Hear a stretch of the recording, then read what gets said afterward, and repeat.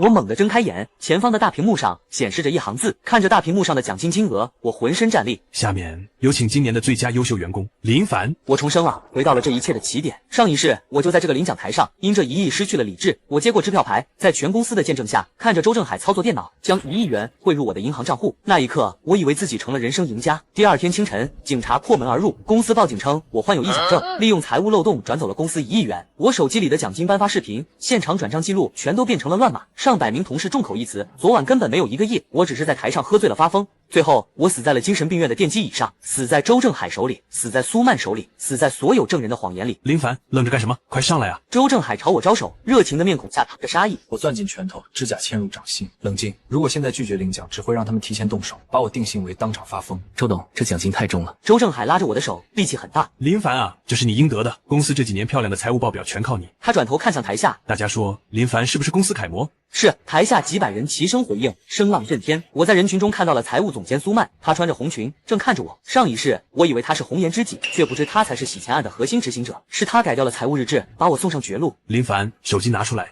我当场给你转账。我掏出手机，那个平板电脑能模拟转账，甚至能干扰银行短信。叮，您的账户到账1亿元，全场爆发掌声。林凡，发什么呆呢？讲两句。苏曼在台下起哄，眼神闪烁。我看着屏幕上的余额，心中冷笑。上一世，我对着手机拍照，把证据发朋友圈，发给父母，可信息却从未发出去，只是存在于苏曼做的私人狱里。周董，这份荣誉太大了。我接过麦克风，声音平静。为了感谢周董和公司的栽培，我决定将这1亿奖金拿一半，成立一个基金会，请苏总监帮我监督，另一半我想捐给贫困山区的孩子们。台下的喧闹声瞬间静了1秒，我盯着周正海已经僵硬的脸，微笑道：这个基金会将由第三方审计机构监管，专门奖励那些敢于举报公司财务造假、贪污洗钱的正职员工。苏总监，您作为财务负责人，一定会支持我的，对吧？苏曼的脸色瞬间惨白，手中的香槟杯险些滑落。他们不敢捐，这1亿是他们贪污亏空出来的窟窿，转给我的是黑钱，想用我给他们洗白。如果真捐出去，就要拿出真金白银，计划就暴露了。林凡，你喝多了吧？哪里，我清醒得很。我淡淡的说。周正海拍了拍我的肩膀，手劲突然增大。基金会和捐款的事，咱们年后走流程。现在喝酒。他将一杯香槟塞进我手里，我知道酒里加了药，能让我神经兴奋甚至置换。我一饮而尽。周正海再次拉起我的手，向全场展示。在欢呼声中，我感到了压力。明天这几百人都会成为杀我的证人。我被苏曼带回了座位，他的手搭在我肩膀上，凑到我耳边低语：林凡，今晚别回去了，咱们去顶楼好好享受下，怎么样？我转过头看着他的脸，心里一阵恶寒。好啊，我眼神迷离，点了点头。我借擦汗的动作摸了一下领口，那是周正海为我戴上的最佳员工勋章。清晨6点，我被猛烈的撞门声惊醒。开门，警察来了。我打开门，门外是4名警察。你好，林凡，我们是执法队，我姓刘，是这次案件的负责人。周先生报警说你患有精神障碍，昨晚在台上抢夺麦克风，还非法登录财务端。身后站着周正海和苏曼。周正海一脸憔悴。林凡，你怎么能做出这种事？周正海捂着胸口，一副痛心疾首的模样。我把你当亲兄弟看，你竟然转走公司1亿资金。我冷静地看着他表演。周董，那1个亿不是你昨晚颁给我的奖金吗？刘警官先生，昨晚的现场有录像。哼，录像就在这里。苏曼递上 U 盘，声音沙哑。刘警官在电脑上插上 U 盘，视频画面中，舞台中央是空的，只有我对着空气点头哈腰。我伸出双手，脸上挂着嗤笑。接着，我冲向财务电脑，手指在键盘上跳动。画面里根本没有周正海，也没有支票牌，这是 AI 换脸技术。周正海为了害我，为了洗钱，真是不惜代价。不可能！我掏出手机，一脸震惊。我手机里有转账记录，朋友圈还有照片。我点开短信，愣住了。XX 银行，您好，由于您的账户异常操作，当前余额为0.00元。朋友圈的照片全部变成了乱码图片，连发送的微信也成了乱码。林凡，醒醒吧！苏曼走过来，被我避开。昨晚你一直在自言自语，说你要发财了。林凡，操作日志显示你确实入侵了内网。刘警官拿出鉴定书，跟我们走一趟。邻居们在门缝里指指点点，我的名誉清白瞬间尽毁。我有证据。我拨通了张强的电话。强子，昨晚年会的视频你看到了吧？电话那头，张强沉默片刻。林子，你压力太大了，昨晚你根本没得奖，你发给我一张空白图片，说你有1个亿。我手脚冰冷，难道张强也被买通了？林凡，别挣扎了。周正海走上前，在警察看不到的角度低声开口：那1亿是你买命的钱。说完，他转头看向刘警官，一脸悲悯。刘警官，我不想他坐牢，如果他有精神问题，请送他去精神病医院吧，医药费公司出。他这是要把我关进他能控制的精神病院，在那里，他可以随时的让我消失。我被警察带下楼，推上警车，名誉、人际关系、证据都被堵死了。现在的我在法律眼里就是个精神病罪犯。很快到了审讯室。林凡，这是你父母签字的病史陈述。我盯着那几页纸，心脏抽紧，上面确实是我爸妈的亲笔签名。陈述：我儿子林凡近期频繁表现出幻听幻视，表现出对社会的不满。不可能！我拍着桌子，我爸妈不可能这么说。林凡，冷静点。刘警官官按住我。你父母在外面，很担心你。周正海太毒了，他一定是用死刑威胁我父母，告诉他们只有证明我有精神病才能保命。我那朴实的父母为了救我，就签了字。苏曼走进了审讯室，换了一身素衣，看起来楚楚可怜。林凡，我没想到你会利用我的感情。苏曼掩面，你借着谈工作的名义套取了我的密钥。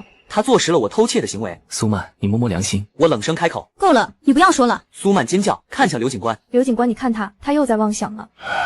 让专业医生来评估下吧。没过一会儿，门开了，周正海带着一名医生进来。这位是康平精神病院的王院长。王院长目光冷漠地扫过我。林凡表现出明显的自恋型妄想，建议立即收治。我知道，一旦进入康平医院，他就能神不知鬼不觉地让我消失。我不会去的。我拼命挣扎，被辅警按住。周正海走到我面前，替我整理衣领，他的手指划过我的喉咙，带着冷意。你父母都签字了，只要你进了精神病院，再乖乖把漏洞补上，可以少受点苦。那可是你们贪污的亏空。我盯着他，牙缝里挤出鲜血。为什么是我？周正海笑了。因为你是最佳员工啊。这个洞你不填，谁填？你觉得你做的天衣无缝？你别以为我不知道你的阴谋！我大声喊着，我被拖出了警局。在大门口，我看到了爸妈。周正海走过去，不知道在母亲耳边说了什么。母亲身体一僵，绝望地低下了头。我彻底清醒了，在这个陷阱里，没有公理，只有金钱筑起的铁。我被推上救护车，车门关闭前，我看到苏曼站在周正海身边，他对着我露出了胜利者的微笑，似乎在说：替死鬼。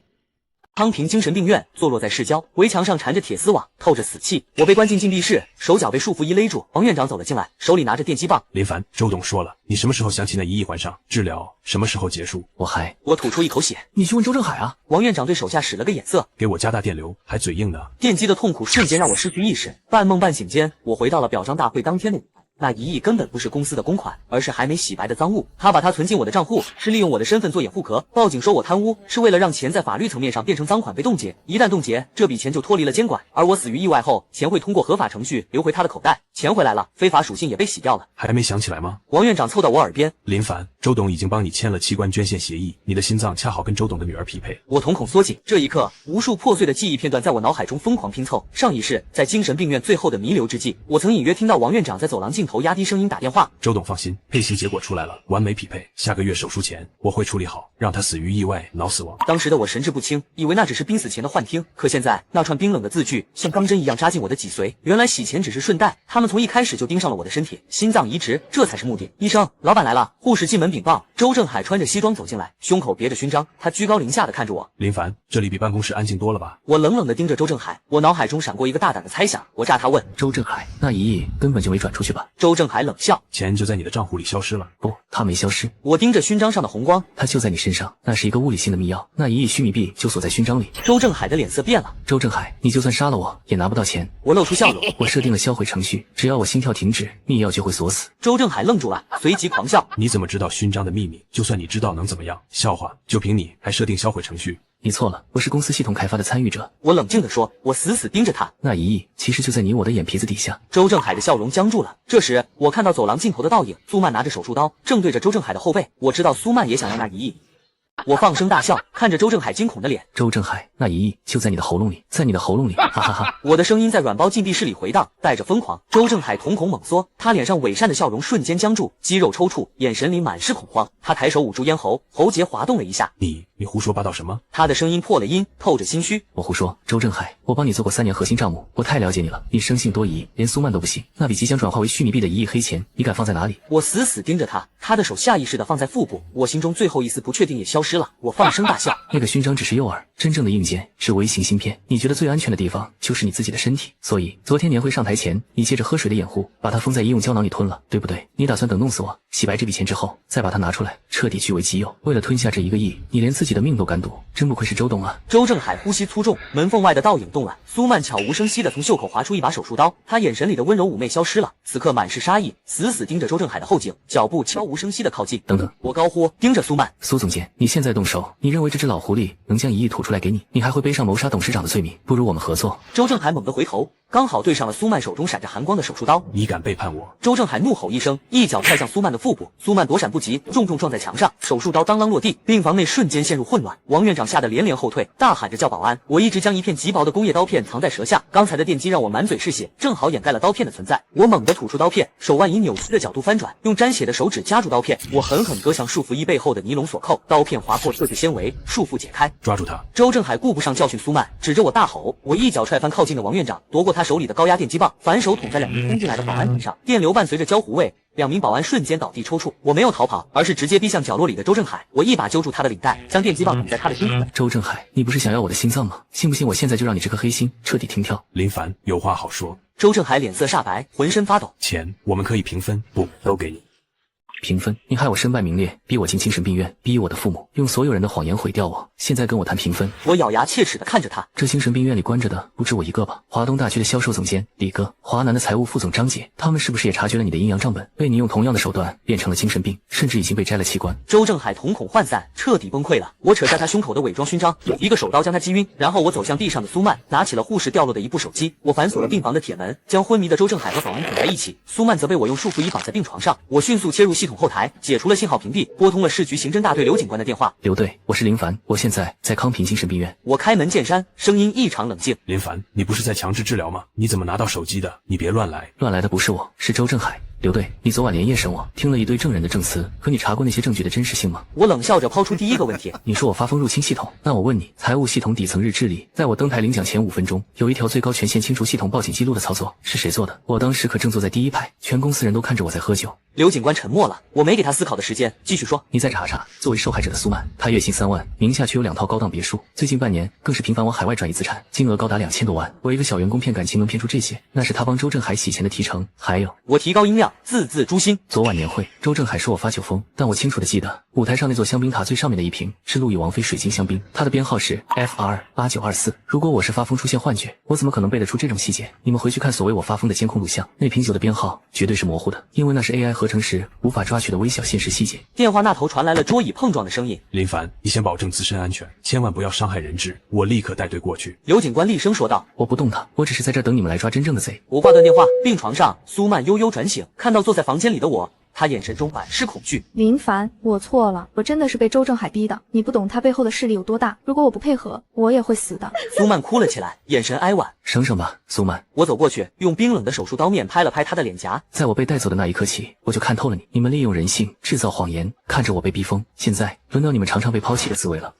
门外传来脚步声和撞门声。林凡，赶紧开门，你这是绑架，是死罪。王院长在门外叫嚣。监控我已经关了，你现在就是个狂躁发作的精神病人，我们当场击毙你也是正当防卫。好一个正当防卫！我走到门口，透过防爆玻璃冷冷地看着他。王院长，你在砸门之前最好看看你的内部邮箱。刚才我不仅给警察打了电话，还把你电脑里记录那些失踪员工的私账群发给了省厅和各大媒体。你们已经完了。门外的撞击声瞬间停滞了，警察还没到，精神病大楼却率先陷入了死寂。王院长似乎去查收邮件了，打手们面面相觑，不敢再动。我靠在墙上喘息，大脑飞速复盘着所有信息。我知道这些漏洞还不够，周正海的法务团队很强，他随时能找替罪羊脱身。我需要一个让他无法翻身的铁证。我抬头看向通风口，那里连接着大楼的其他病房。我搬起椅子，砸碎了通风口的栅栏，冲着里面大喊：李哥、张姐，如果你们还没被弄死，就出个声。周正海已经被我拿下了，警察马上就到，要想活命，就把你们知道的账本藏一点说出来。我说完后，有着2分钟的死寂。就在我以为他们已经遇害时，通风管道深处传来一声微弱沙哑的回应：2楼库房医疗器械柜底层。那是华南区财务张姐的声音，她的声带竟然被切断了，只能发出含混的嘶音。听到这声音，我捏紧了拳头。很快，警笛声划破了精神病院的宁静，几十辆警车呼啸而至，特警爆破了大楼的正门。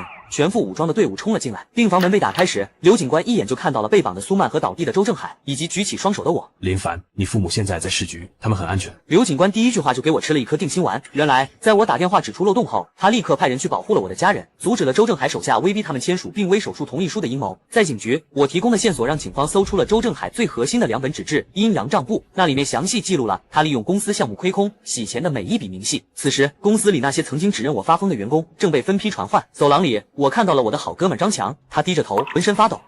当刘警官把法条摆在他面前时，我全都说。张强痛哭流涕，根本不是林凡发疯，是年会开始前，苏总监拉了一个没有林凡的内部群。他说公司账面上出了一点小问题，为了应付审计，需要大家演一场戏。周董承诺，只要大家统一口径说没见过那1个亿，并且说林凡喝醉了，年底每个人多发3个月奖金。随着张强的交代，其余几百名核心员工的集体失忆、不攻自破。他们之所以不敢说实话，是因为周正海用前途和金钱编织了一张共谋网，但在法律面前，他们的谎言不攻自破。审讯室内，我再次见到周正海，只不过这一次坐在审讯椅椅上戴着手铐的是他，我作为案件的关键突破人，坐在了刘警官的旁边。即便到了这种境地，他依然死咬着不松口。刘警官，那些账本肯定是有人故意栽赃，我根本不知道什么洗钱。至于那1个亿，确实是我准备发给林凡的奖金，结果他自己精神出问题，操作失误导致资金去向不明，这能怪我吗？你们警方不能仅凭几个员工的反口就定我的罪吧？我看着他，突然笑了。我站起身，走到他面前。周正海，你是不是觉得只要你不承认你吞了那个微型胶囊芯片，警方就找不到钱的去向，就无法定你的死罪？周正海冷哼一声，别过头去，但他咽口水的动作明显加快了。你是个极其自负的人，你以为你用 AI 换脸改了视频，把全公司的嘴堵住，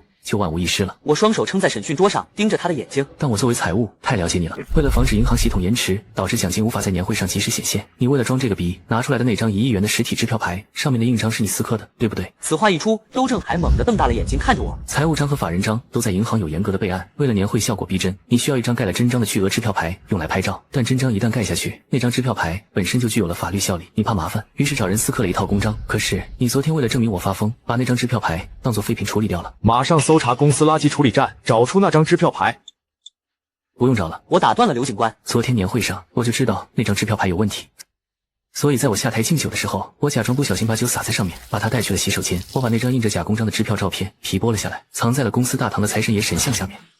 我看着他灰败的脸，继续说：伪造公司印章，利用伪造支票进行1亿元的虚假诈骗行为，再加上非法侵占、洗钱。不仅如此，我还在你的电脑主板缝隙里用荧光粉留下了你销毁财务日志时的指纹。周正海，就算那1个亿的微型芯片永远烂在你的胃里，这些证据也足够判你死刑了。周正海瘫倒在椅子上，嘴唇哆嗦着，一句话也说不出来了。案情迎来了突破，当警方从财神爷神像下搜出那张带有伪造印章的支票皮，并经过司法鉴定比对后，周正海背后的犯罪网络被彻底摧毁。随着他的落网，苏曼为了自保，彻底反水转为污点证人。在法庭的质证环节，苏曼交代了周正海全部的作案手法，如何用 AI 替换监控视频，如何在酒里下药，如何收买我身边的人，甚至伪造病理报告欺骗我的父母。最后，苏曼还说了一句：我以为跟着他能拥有一切，结果连自己都赔进去了。我冷笑一声，当庭向法官提交了一份国外医疗机构的录音。录音里清楚地记录了周正海与境外非法器官贩卖组织的对话。那个叫林凡的配型很完美，对，制造意外，钱不是问题，一定要赶在下个月手术前拿到他的心脏。录音放出，旁听席一片骚动。席上，我年迈的父母泣不成声，他们紧紧抱在一起，不敢想象自己的儿子差一点就被这样谋害。谎言被揭穿，真相大白于天下。原来，在这家光鲜的上市公司背后，周正海建立了一个庞大而血腥的帝国。他利用公司的外壳进行庞氏骗局和洗钱，一旦出现亏空，就选出一个老实、内向、有家庭软肋的员工，就会被赐予最佳员工的荣誉，给予虚假的巨额奖金，然后利用整套造假机制将其打成精神病，最后送到康平精神病院强制收容，榨干他们的社会价值。背上黑锅后，连器官也不放过。宣判那天，下起了小雨，法官的声音庄严而冰冷，响彻整个法庭。被告人周正海犯洗钱罪、金融凭证诈骗罪、故意杀人罪、非法拘禁罪等多项罪名，数罪并罚，判处死刑。被告人苏曼判处有期徒刑8年。法锤重重落下，周正海双腿一软，瘫倒在被告席上。他那因手术取出的芯片而留下的伤口隐隐作痛，那是他亲手吞下的罪恶，也是送他上刑场的最后引证。